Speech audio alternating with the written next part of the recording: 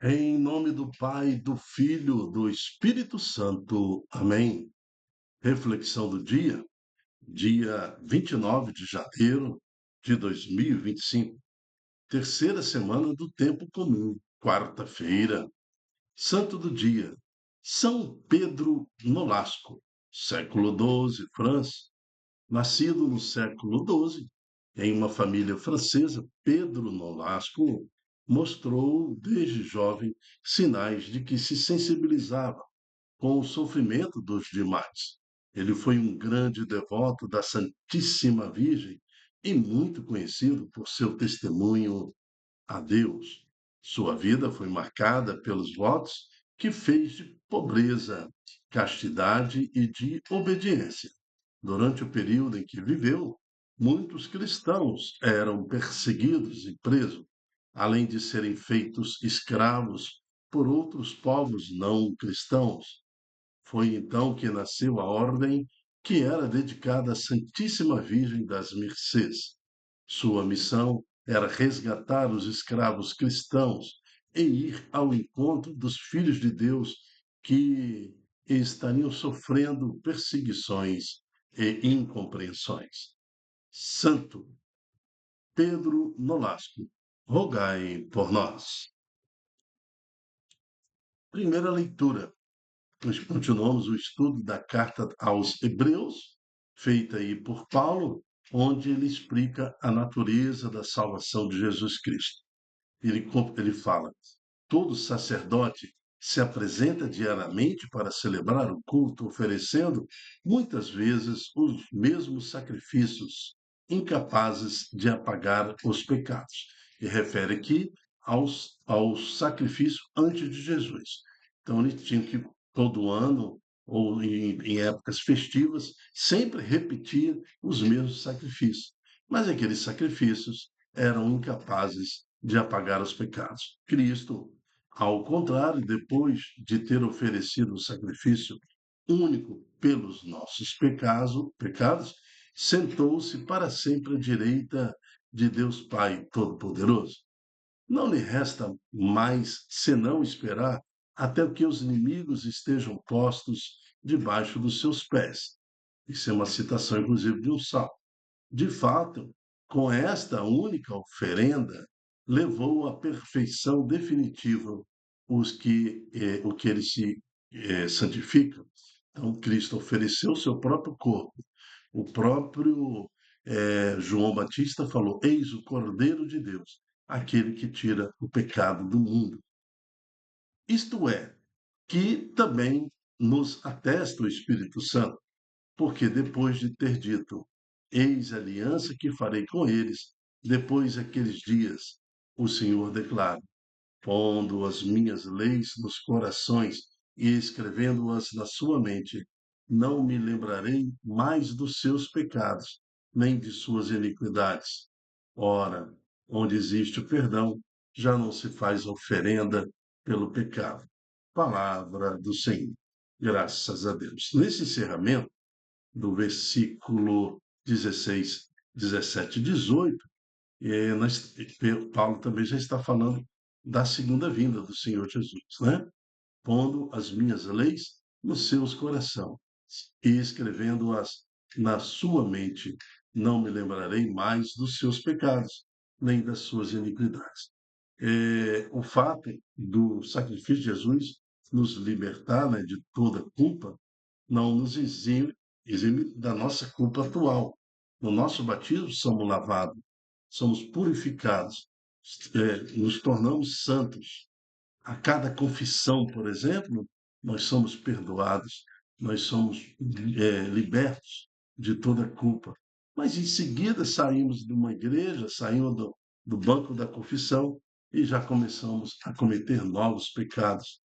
Então, não me lembrarei mais dos seus pecados, nem das suas iniquidades, pondo as minhas leis nos seus corações e escrevendo na sua mente, é uma frase, é um versículo que ele já caminha 2025 anos conosco. Mas, quando a lei do Senhor estiver no nosso coração, quando que vai acontecer que ele vai escrever na nossa mente? né, no dia do julgamento final, no último dia. A partir desse último dia, tudo isso há de acontecer.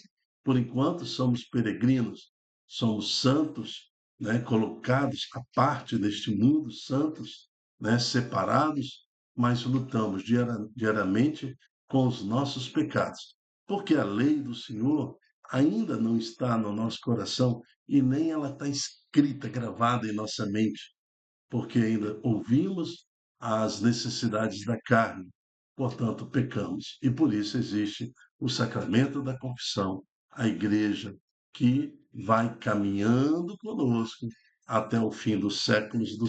No final, né, não, não vai ter nem igreja, porque o próprio Deus estará conosco, nós estaremos com Deus, né? Então, a igreja vai ser a presença de Deus. Mas por enquanto vamos caminhando de forma peregrina, em comunhão com os santos. A igreja peregrina que louva a Deus juntos com os santos, cantando Santo, Santo é o Senhor Deus do universo. O salmo de hoje é o Salmo 109. Ele fala: Tu és sacerdote eternamente segundo a ordem do rei Melquisedeque. Palavra do Senhor ao meu Senhor. Assenta-te ao lado direito, até que eu ponha os inimigos teus como escabelo por debaixo dos teus pés. Né? Essa palavra é sempre citada ali também no livro de Hebreus. O Senhor estenderá desde Sião o vosso cetro de poder, pois ele diz: domina com vigor os teus inimigos. Tu és o príncipe desde o dia em que nascestes, na glória e esplendor da santidade. Como orvalho, antes da aurora eu te gerei. Tu és sacerdote eternamente, segundo a ordem de rei Melquisedeque. Evangelho está em Marcos, capítulo 4, de 1 a 20. O Senhor esteja conosco, Ele está no meio de nós. Proclamação do Evangelho de Jesus Cristo, segundo Marcos. Glória a vós, Senhor. Naquele tempo, Jesus começou a ensinar de novo às margens do mar da Galiléia. Uma multidão muito grande se reuniu em volta dele, de modo que Jesus entrou numa barca e se sentou enquanto a multidão permanecia junto às margens da praia. Jesus ensinava-lhes muitas coisas em parábolas e, em seu ensinamento, dizia-lhes: escutai. Esse escutai significa ouça com o coração e ouça com a mente. Escutai, praticai, né? Não é só escutar, é praticai. O semeador saiu a semear. Enquanto semeava, uma parte da semente caiu à beira do caminho. Vieram os pássaros e a comeram. Outra parte caiu em terreno pedregoso, onde não havia muita terra. Brotou logo, porque a terra não era profunda, mas quando saiu o sol, ela foi queimada e, como não tinha raiz, secou. Outra parte caiu no meio dos espinhos. Os espinhos cresceram, a sufocaram e ela não deu fruto. Outra parte caiu em terra boa e deu fruto, e que foi crescendo e aumentando, chegando a render 30, 60 e até 100 por um. E Jesus dizia: quem tem ouvidos para ouvir, ouça. Quando ficou sozinho, os que estavam com ele, junto com os 12, perguntaram sobre esta parábola. Jesus disse: a vós foi dado o mistério do reino de Deus, para que os que estão fora tudo acontece em parábolas, para para que olhem, mas não enxerguem, escutem, mas não compreendam, para que não se convertam e não sejam perdoados. Ou seja, assim, é uma frase, é um versículo difícil esse. Parece que Deus está dificultando a conversão daqueles que necessitam, que vivem no pecado, mas são aqueles fariseus, doutores, pessoas com esclarecimento religioso muito profundo, cultura muito profunda, pois são eles que criticam a palavra de Deus. Aqueles que deveriam conduzir o povo à salvação, a religião da época, a igreja da época, né, estão dificultando e perseguindo o Filho de Deus. Eles rejeitam. Por quê? Todo o ensinamento de Jesus ia contra o interesse deles. Eles queriam uma multidão escrava, temerosa, que tinha medo de tudo, que ofertava sempre ouro, prata, bois, eh, ofertas para que fosse curado, ofertas para milagres, oferta para a liberação dos pecados. O que lhes importava era a oferta e não o culto verdadeiro ao Senhor. Por isso que Jesus fala aqui dessa forma tão rigorosa no versículo 13. Mas ele fala, mas eu vou explicar a vocês o que a parábola quer dizer. E continua no versículo 14. O semeador semeia a palavra. Quem é o semeador? O próprio Deus, o próprio Cristo, a própria igreja. Os que estão à beira do caminho são aqueles nos quais a palavra foi semeada. Logo que escutam, chega Satanás e tira a palavra que neles foi semeada. É, desse jeito. Mas a igreja prega, o próprio Cristo prega a palavra. Palavra não é só bíblica, escrita na Bíblia. Palavra que vem da tradição, né? Palavra que vem da tradição apostólica até a palavra escrita e proclamada. Mas logo vem Satanás, né? E tira a palavra que lhes foi semeada. Do mesmo modo, os que receberam a semente em terreno pedregoso são aqueles que ouvem a palavra e logo a recebem com alegria, mas não tem raiz, tem pedra, não tem raiz, né, em si mesmo, e são inconstantes.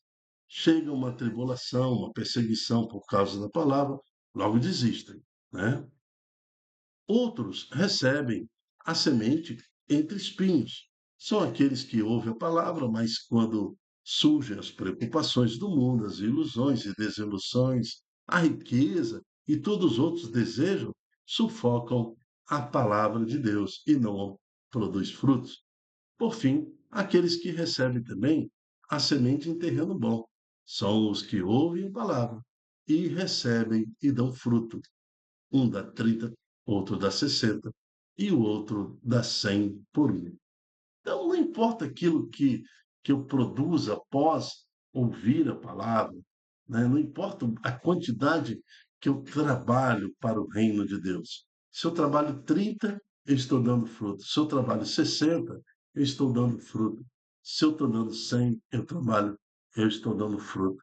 Então, ouvir a palavra, cair no coração, meditar com a mente e praticar aquilo que Jesus pediu lá no versículo 3, escutai. Né? Escutai. Então, o semeador saiu a semear. Enquanto semeava, uma parte caiu à beira do caminho. Né?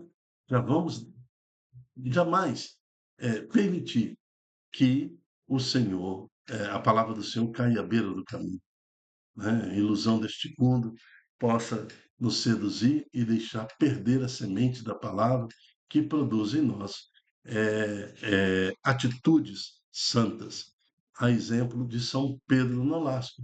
Ele ouviu a palavra era semeada dentro da sua casa. Ele nasce numa família francesa, século XII, temente a Deus.